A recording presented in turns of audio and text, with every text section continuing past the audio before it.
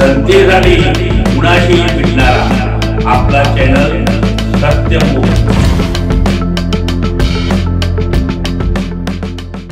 हिंदूंचे संरक्षण करण्यासाठी पश्चिम बंगालमधील राज्य शासन बरखास्त करावं आणि राष्ट्रपती शासन लागू करावं, तसेच काश्मीरमध्ये पर्यटकांवर हल्ला करणारी विश्ववल्ली त्वरित संपवावी अशी मागणी श्री शिवप्रतिष्ठान हिंदुस्थान या संघटनेच्या वतीने प्रांताधिकारी यांना निवेदन देऊन करण्यात आली। महात्मा गांधी पुतळा येथून प्रसाद जाधव आणि मंगेश मस्कर आणि इतरांच्या नेतृत्वाखाली मुख्य मार्गावरून कार्यकर्ते मोर्चाने आले आणि प्रांताधिकारी मौसमी चौगुले यांना निवेदन देण्यात आलं।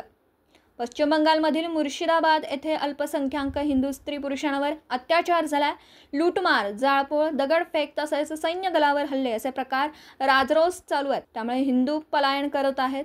तेथील शासन अपयशी ठरलं असून ते बरखास्त करावं आणि काश्मीरमध्ये पर्यटक हिंदूंना वेचून मारलं आहे, त्याचा सूड घेण्यात यावा असं निवेदनात म्हटलंय।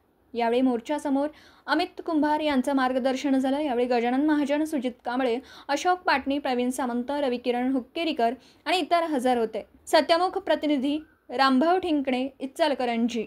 जनतेसाठी कुणाशीही भेटणारा आपला सत्यमुख। लाईक करा, शेअर करा आणि बेल आयकॉन ऑन करा। मित्रांनो, विसरू नका।